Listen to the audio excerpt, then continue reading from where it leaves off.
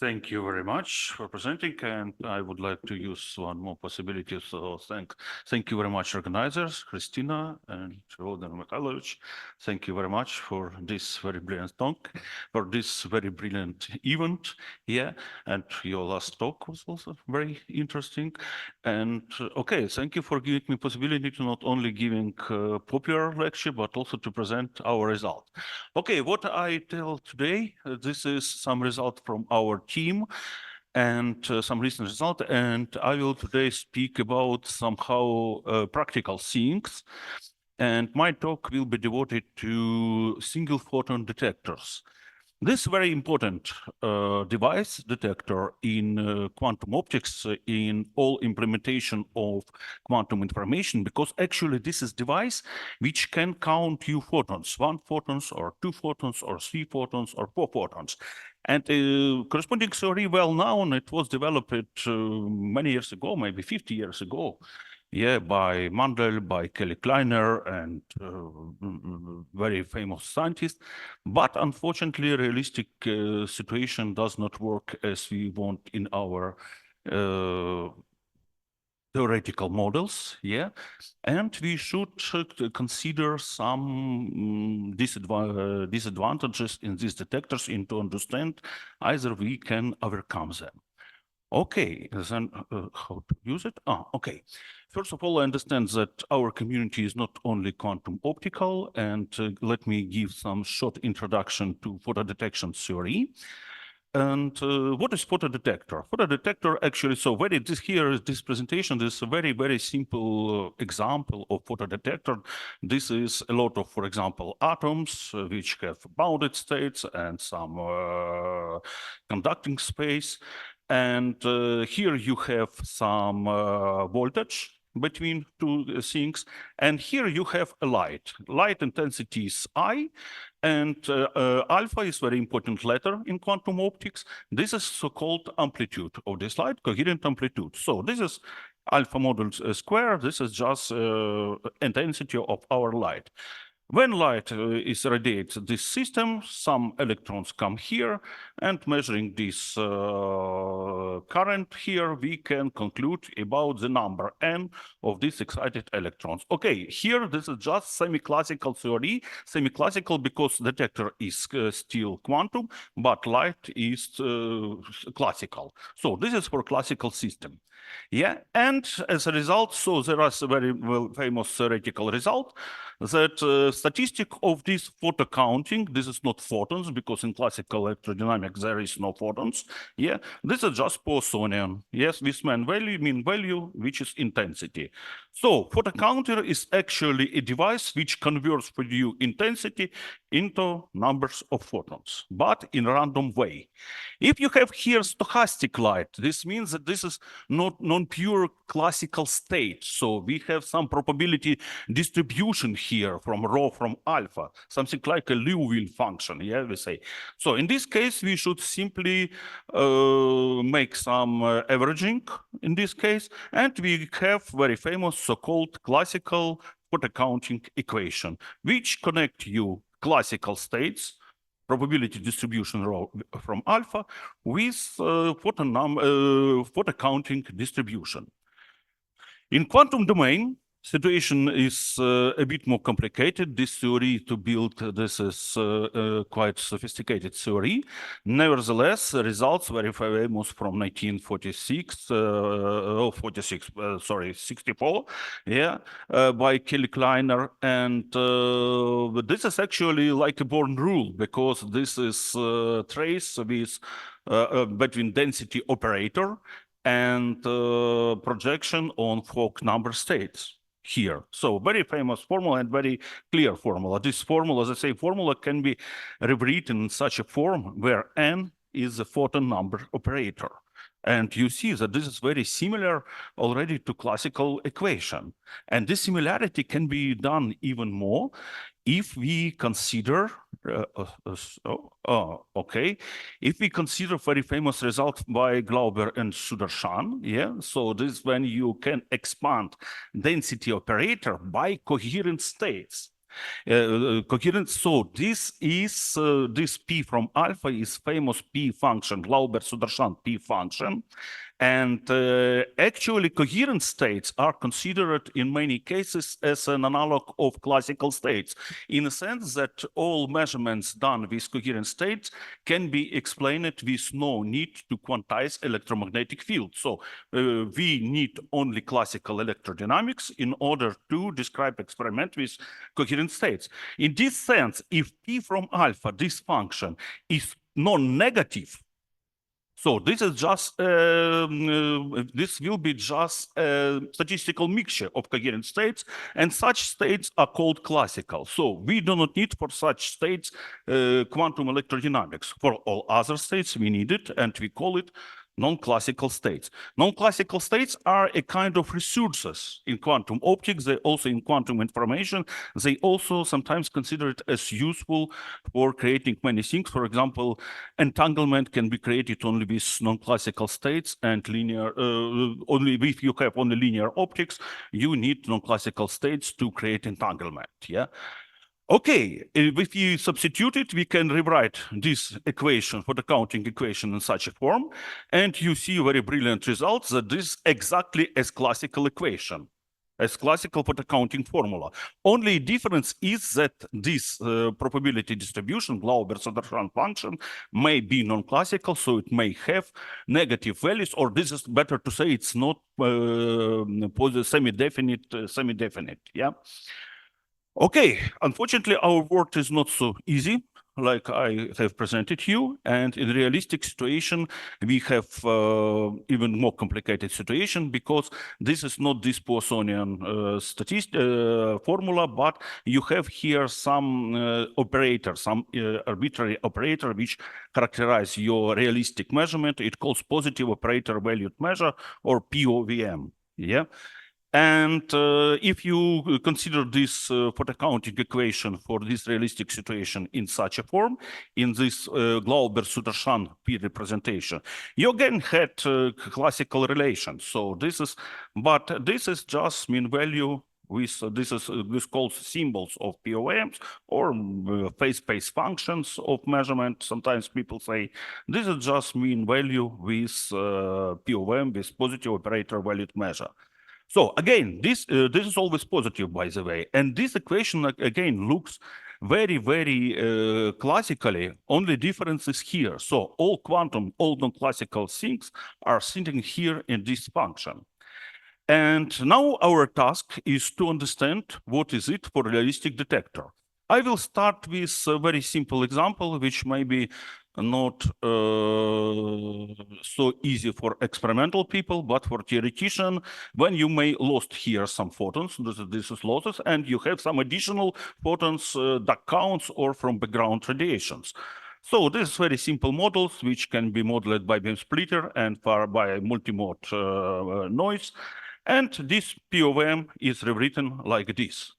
But this equation is also still far from practical things, from practical applications. And what we have in practice we have very oftenly so-called on-off detectors. This is detectors which can only tell you either you have photons or you do not have photons, okay? And yeah, this is a very bad situation. We should understand what to do, because we sometimes want to understand either you have 1 or 2 or 3 photons, and here we don't have some information. And one idea is like this. So when you have some beam splitter or interferometer, you can split your beam on many, many beams, and you can count each of them with small on-off detector. In this case, the number of triggered detectors tell you approximately about the number of photons. Nevertheless, in this case, POVM is not Poissonian. This looks like this. And it was presented in 2012 in this very nice paper by Jan Sperling, Werner Vogel, and Gish Agarwal. Okay, more interesting situation, more traditional situation. And surprisingly, quantum scenario was only recently analyzed by us. This is when you count photocurrent pulses in some time window. You have some time window of the duration tau m, count your pulses. But in this case, you have some additional problems. You have so-called dead time. This is time that when you cannot count any photons. And for the counting formula equation looks in this POVM, symbol of POVM looks like this. This in classical domain is more or less known equation. We only have rewritten it in quantum case, but also analyze some additional situations that I consider a bit later. Okay, very interesting story. Now about so-called superconducting nanowire single photon detectors. They are now widely used in quantum optics in many quantum applications because these detectors have a lot of high detection efficiency, low duck counts, and many other things. How it's built? These detectors is a principle such like a band from superconductor. This is very close to the critical temperature, and here is the current very close to critical count. When photon comes, some hotspot appear here. So there are some resistance appears, and you can see this by measurement of this voltage. Okay, this can be understood, this process like this. For example, here you have free detector. After that, a small photons appears here. After that, hotspot appears here. Density of currents here is increasing, yeah. And this means that this is already above this threshold. So this is already normal fast, not superconducting.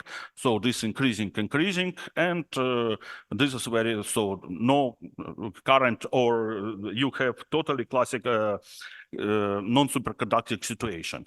After that, this is relaxed to normal stage, and you can accept new photons. What is the problem here? That during very short time, like that time, you may not detect any photons, but after that, a possibility to detect photons by detectors are smoothly restored. Yeah, very smoothly. And we should build theory which include this situation.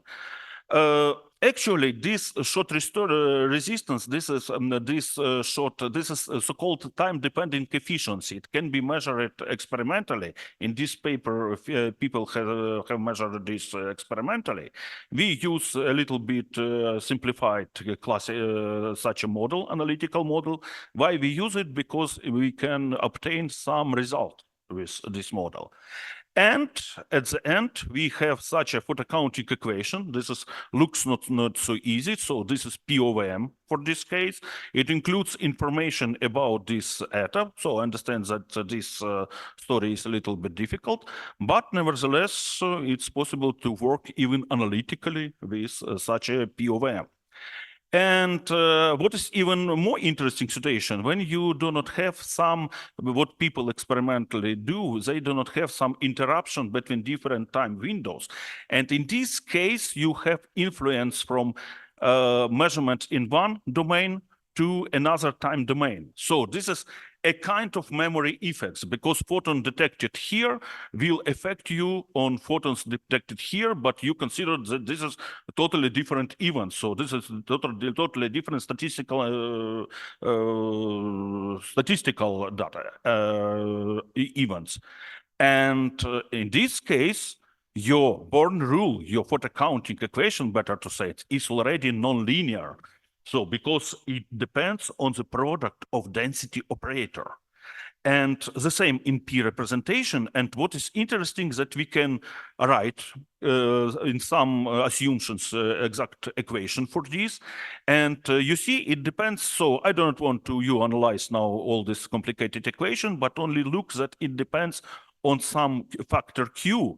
And this Q has such a very nice form.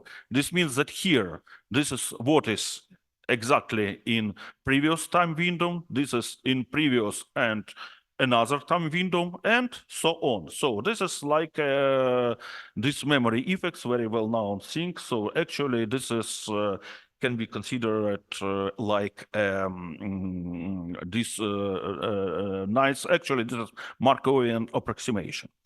Okay, now some examples that this really works, that how this is important. This is a plot for coherent state, yeah, and you can see here what happens with red, with ideal detectors, what happens with very simple model, what happens when we consider independent measurement windows and memory effects. So you see that how it's important that they are different. So to use realistic photo counting theory using it is important. So this is, you cannot simply consider, oh, okay, let's consider that this is approximately Gaussian, Poissonian, and use it. So you need a realistic situation.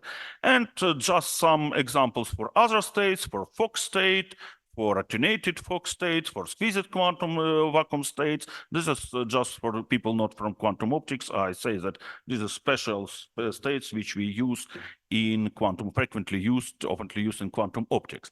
And now I would like to say a couple of words how we can apply all these things to understand that non-classicality of photo counting statistics. So again, we have photo counting equation in the most general form, and we are interested either this function is positive, definite or not, and we have here some sufficient conditions.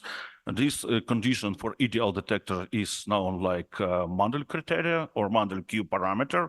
When this parameter is less than 0, then we say about so-called sub-Poissonian statistics, and light is not classical.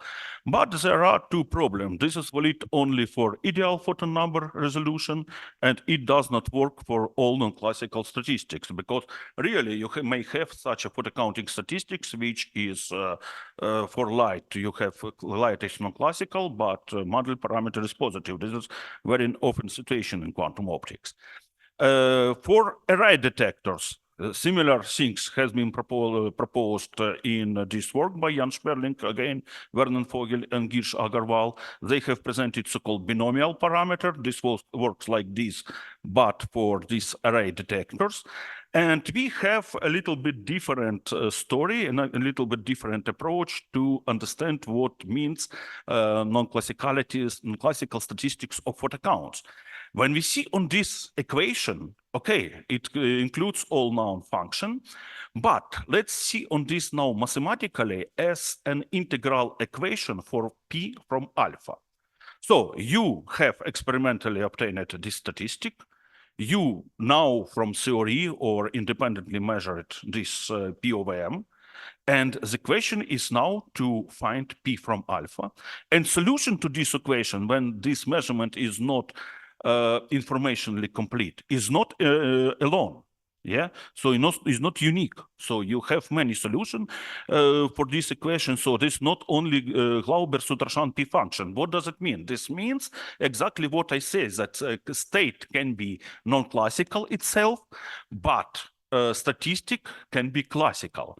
And in this case, we a little bit shift this paradigm of resource theory. We say now about non-classical resources, but not for the states, but for incomplete information about states, because we accept that, okay, we have non-ideal detection, we do not have complete information. Let us simply consider what happens for for such situation.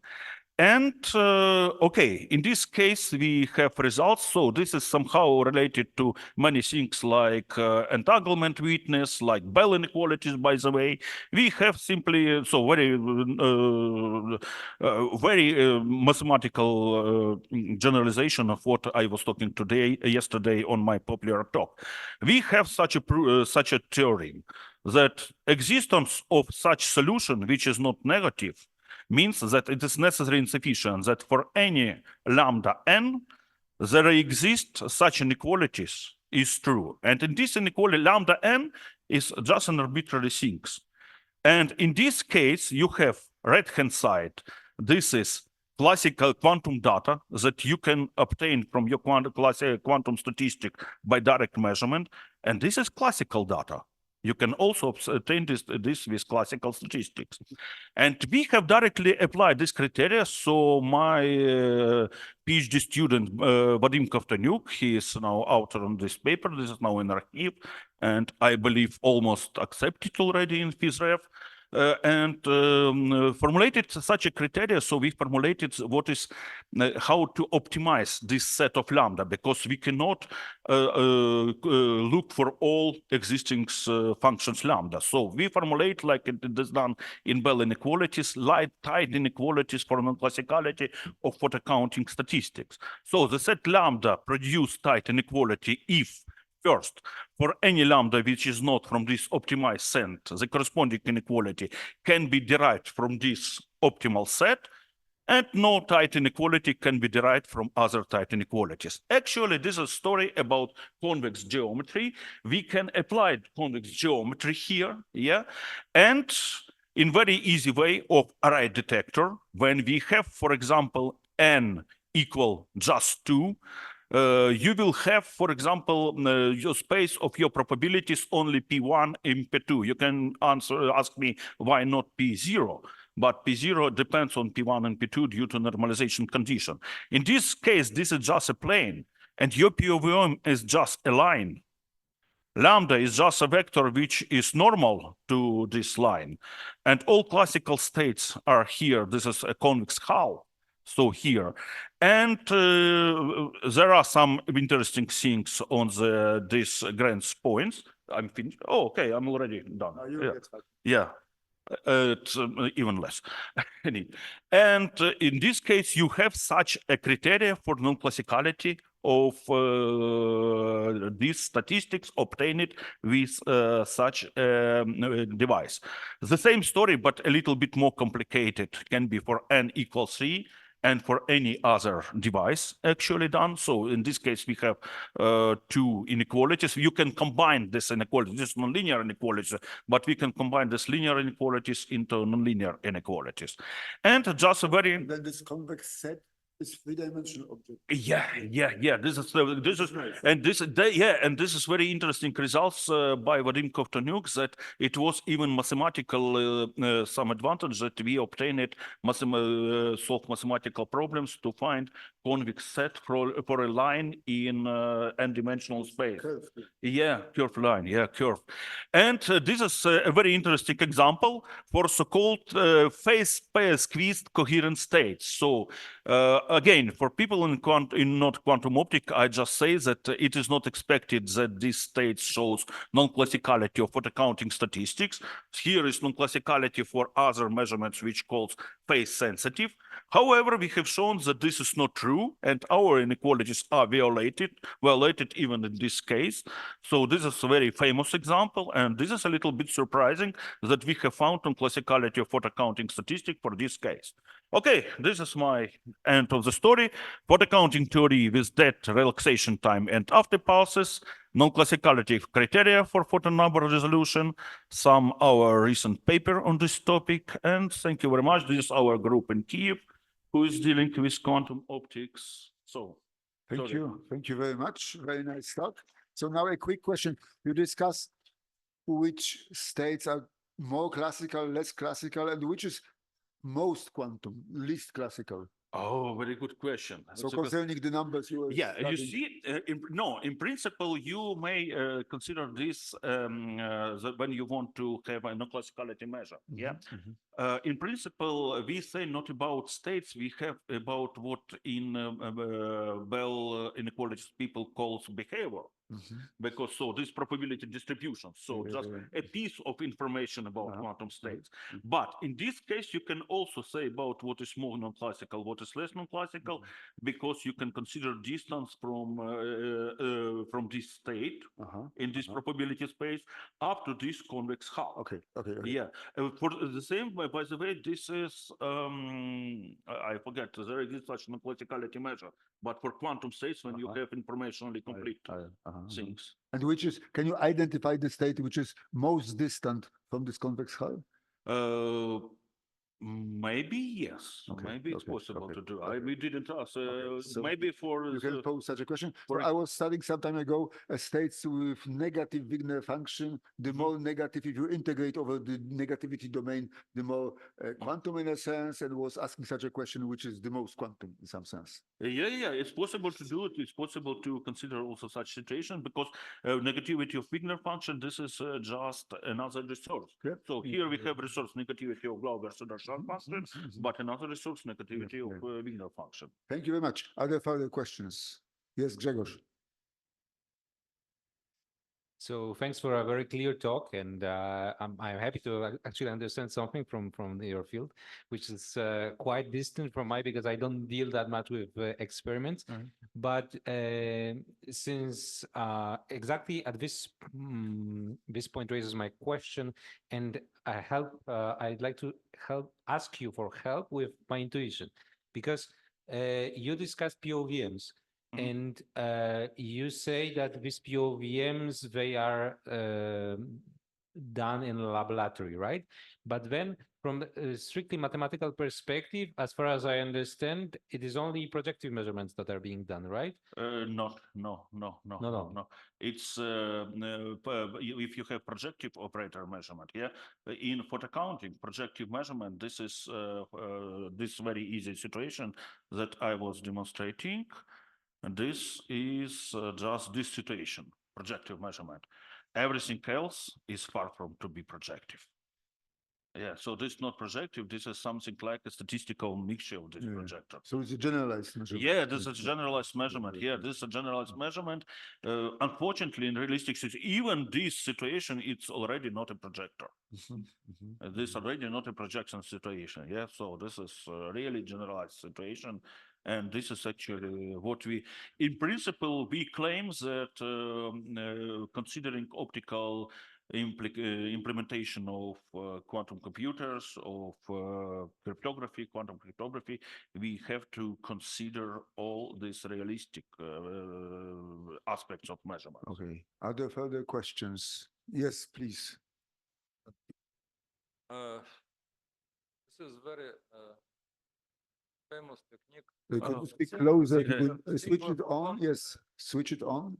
Single photon count technique is used in each modern spectroscopic device.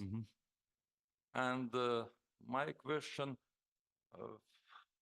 whether your ideas presented this and results used for developing of new photo detectors. For new, we describe actually we describe existing photo detectors, but here I didn't present another talks because we now have some activity with not in optical domain but in microwave domain, and for some detection, so with our postdoc Eugen Stolarov, and we consider some new configurations to give to present detectors based on Josephson juncture. Yeah, Josephson photomultiplier, and we have shown that this detector is very, very close to this equation. Even I would say to this equation, idealistic equation. Yeah, because this is we even have a measure how close is it. Yeah, but this theory, but here I didn't present such results. Of course, for obtaining the pure signal, we need very low temperatures. Of course, for microwave domain, you need low temperatures. Yeah. Sometimes this is nitrogen, sometimes this is gallium. Yeah. Okay, so I think Thank you. if there are no further questions, none from the remote audience, let us thank the speaker again. Thank you very much. I can Hello, wish you there is a question there's online. one. Sorry, please go ahead. Okay, thank you. I would like to thank for a very interesting talk. I have a maybe naive question, but general intuition. Have you checked whether this type of measurements could be tailored to a very specific information coded into states? For instance, cryptography.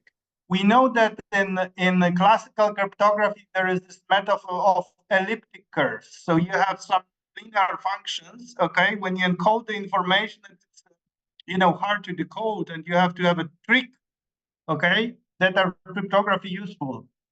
Is there any way one could somehow, utilize your methods of measurements and find the information encryption that would be tailored to this type of measurements? Thank you. Sorry, it seems that it was some problem with sounds because I didn't clearly understand. Sorry. So Pavel, could you? Could you translate? Yeah, could you? No, come on. I will Okay, ask- do you hear me now? Do you hear me now? Yes. 1, 2, but 3. please speak rather 1, 2, slowly. 3. Yes, yes, but not so clearly. Yes. Yeah. So please, Okay, Pavel, I will speak speak short words, slowly yes. then, Yes. very Yes, slowly.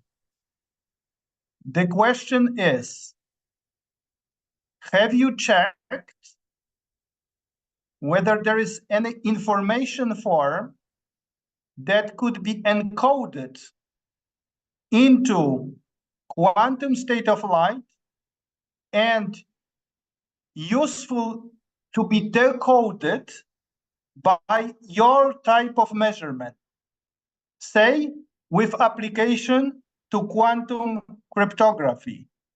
Remark, one more remark. Here you have some nonlinearity in the shapes and functions.